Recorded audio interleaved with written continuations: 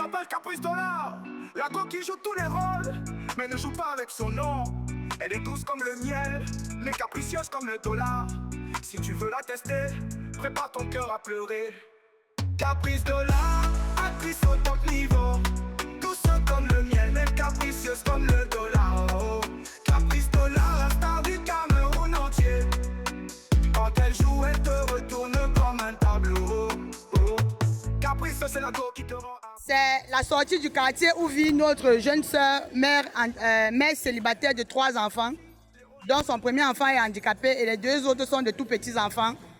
L'ONG Voix des femmes a décidé aujourd'hui de faire une visite chez elle, puisqu'elle a lancé une sonnette d'alarme, elle a besoin de soutien, elle a besoin d'accompagnement et nous avons répondu présent. Nous allons ensemble vivre tout ce qui va se passer tout à l'heure. Voilà l'entrée de chez elle. On y va.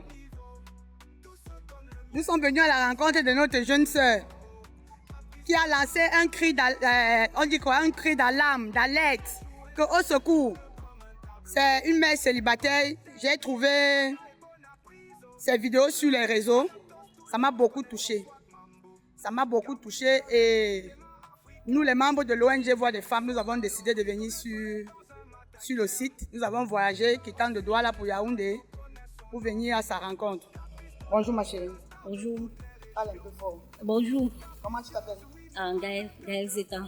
Gaëlle Zetan. Oui. Elle s'appelle Madame Gaëlle Zetan. Oui. Dis-nous. Oui. Tu es mère célibataire de combien d'enfants? 2 enfants. De 2 enfants. Oui. Et un aussi handicap. C'est ton premier enfant qui est handicapé ou c'est le deuxième? Le premier, la première, une fille. Ah, parmi les 2 enfants, Oui, il y la a première. un qui est handicapé, Oui. la première. Oui, oui. Elle a quel âge? Elle a 10 ans. Elle a 10 ans. Donc, Madame Zetan Gaëlle, elle est mère célibataire de 2 enfants. Donc, sa première fille est handicapée. Vous voyez, elle-même, elle est handicapée.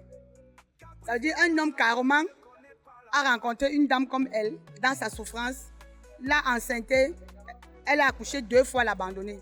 Aujourd'hui, elle souffre avec ses enfants. Dis-moi, celle qui est handicapée, ça se passe comment? Elle va à l'école, elle va pas à l'école. Oui, elle va à l'école spécialisée là-bas au centre des handicapés. C'est pas facile parce qu'elle fait trop de crises. Elle fait les crises. Oui. À quel niveau? Ben, elle peut pas marcher une bonne distance. Comme par exemple, si on doit sortir de la maison, jusqu'à arriver ici en route, elle va faire des crises. Ok, d'accord. On va arriver à la maison. La maison n'est pas loin d'ici, non? D'accord, allons-y. Là, nous sommes en train d'aller chez Gaëlle. C'est dans le fin fond du quartier. Mais puisque nous sommes déterminés à soutenir des personnes vulnérables, même si c'est dans l'eau, nous allons entrer. Oui, parce que si nous avons la chance de recevoir la grâce de Dieu, c'est pour faire en bénéficier à ceux qui en ont besoin. Ici, j'interpelle tout le monde entier. J'interpelle tout le monde entier à faire quelque chose pour cette jeune dame. Vous-même, vous voyez son état. Ce n'est pas facile pour elle. Déjà, ce ne sera pas facile pour elle de trouver un travail dans la société de par son handicap. Et ici, elle a besoin juste de quoi se battre pour nourrir ses enfants. Voilà pourquoi elle nous a appelés et nous avons décidé de faire cette vidéo pour que ensemble, vous et moi, nous lui apportons du secours. Restez scotchés.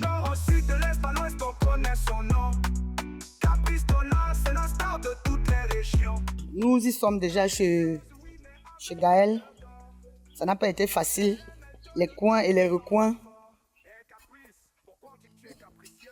Les routes qui ne sont même pas accessibles. Mais nous avons fait les efforts d'y arriver. Voilà là où notre sœur Gaëlle vit. C'est ici.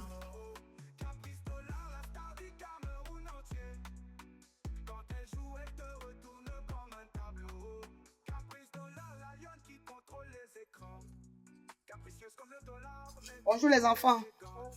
Ça va? Allez, viens là. Viens là, le brave garçon. Viens. Viens. Tu as un grand sourire, je suis contente. Tu t'appelles comment? Ariel. Ariel. Ariel. Adrien. Adrien, comment tu vas? C'est l'autre enfant ici. Elle s'appelle... Viens. Ça va? C'est ça. Hmm? Viens. Assieds-toi. Assieds-toi. Les blessures qu'elle a là, c'est quoi? Quand elle fait des crises. Elle est handicapée comment? Mentalement. Ah bon?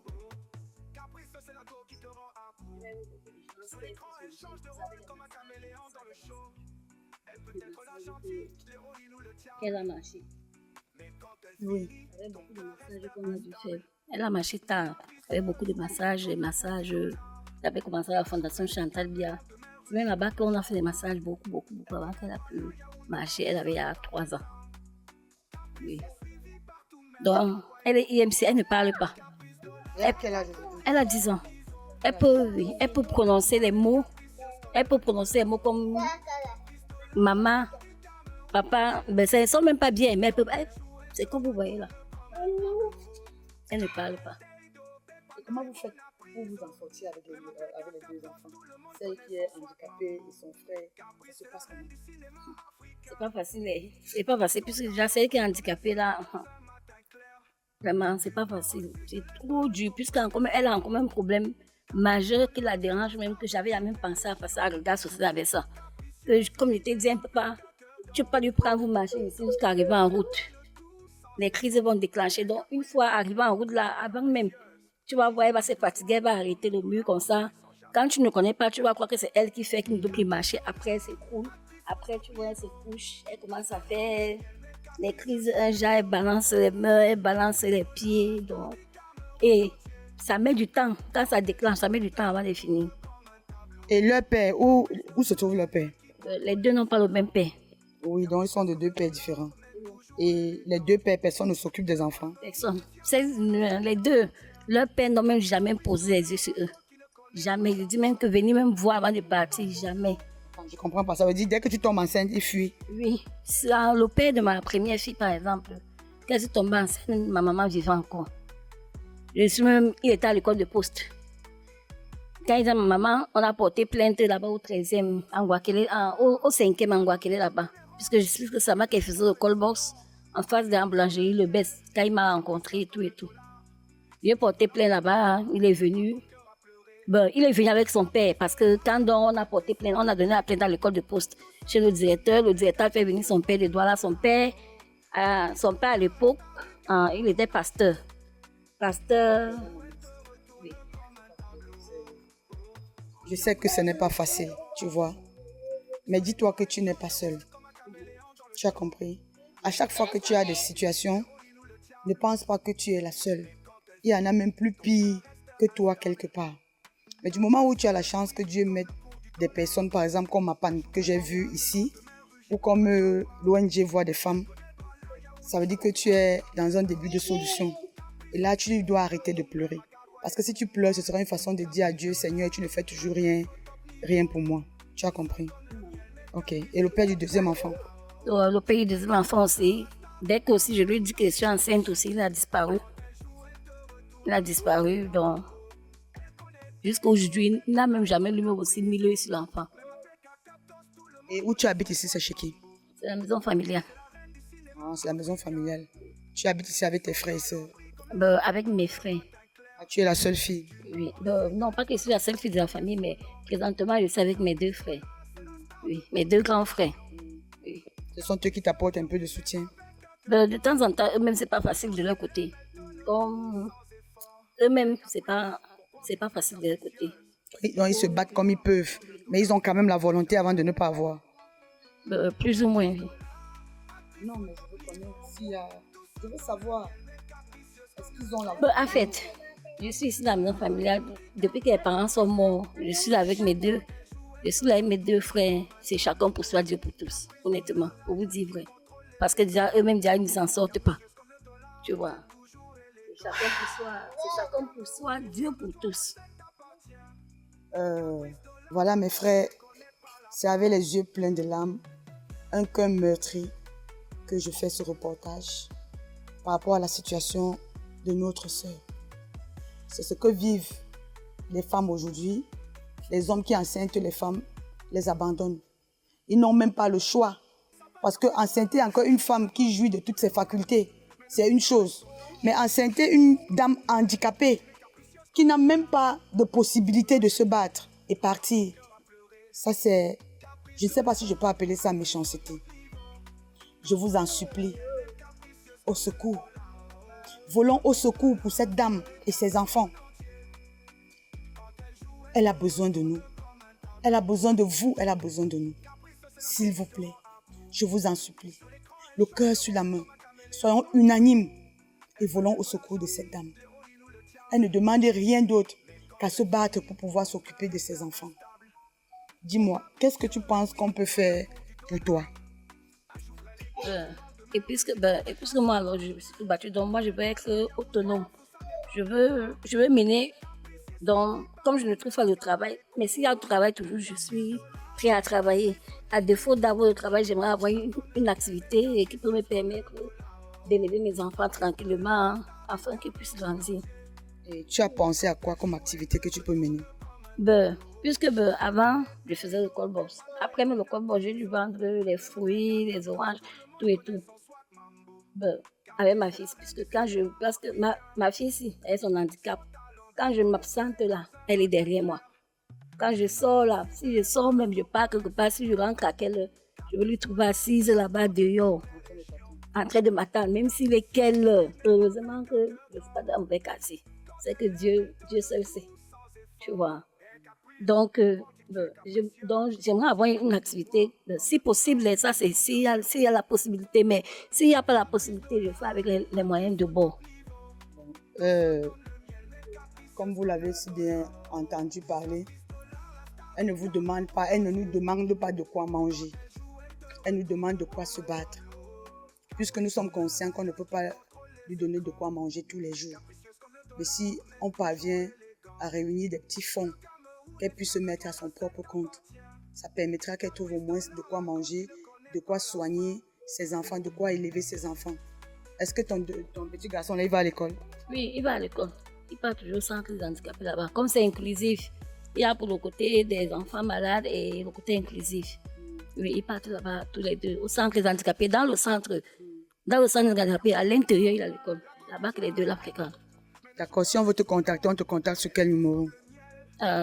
J'ai le numéro MTN qui est 679 62 67 00 et Orange qui est 657 82 80 66. 657 82 80 66, ça c'est Orange. Et MTN c'est 679 62 67 00. Vous avez écouté, vous avez entendu parler de notre sœur Gaëlle. Les frères, les mots me manquent. Je ne sais pas si les êtres humains peuvent vivre dans ces conditions. Filmez partout là-bas. Je ne sais pas si les êtres humains peuvent vivre dans ces conditions. Vraiment, mes frères, je vous en supplie, je suis à genoux. Voilà le numéro de téléphone de Gaëlle. C'est quel nom qui va figurer si on te fait le dépôt? Oui, c'est mon nom. Gaëlle Sorel Zetantopni. Gaëlle Sorel Zetantopni. C'est notre sœur. Elle a besoin de nous. J'appelle ici tous mes abonnés, de par la diaspora, de par le monde entier. Je vous en supplie. Je sais que vous avez toujours été là pour me soutenir et pour encourager mes œuvres. Voici une dame qui a eu besoin de moi. Je me suis levée. Mais je me suis levée tout en sachant que je ne suis pas seule, que je suis accompagnée de vous. Parce que vous êtes ma communauté. Et je sais qu'ensemble nous luttons pour la même cause. Je vous en supplie, faisons quelque chose pour notre sœur. Sortons-lui de ce problème dont elle se trouve. Déjà, elle vit dans une maison familiale où ses frères, malgré son handicap, ne lui apportent même pas du soutien. Disons comme ça, même si elle a eu peur de le dire, appelons Chacha. Elle a 2 enfants. Elle ne travaille rien. Comment nourrir les enfants au quotidien? Est-ce que Gaëlle va continuer à aller fouiller la poubelle pour trouver des nourritures avariées pour venir préparer, donner à ses enfants? pendant que nous sommes assis dans des bars, en train de boire, pendant que nous passons le temps à soutenir ceux qui ne sont même pas reconnaissants. Moi, je pense qu'aujourd'hui, nous devons mettre des énergies sur des personnes comme elle. Nous devons mettre nos énergies sur des orphelins, les enfants abandonnés, les mères célibataires qui n'ont pas de soutien. Je pense que c'est ce que nous devons faire.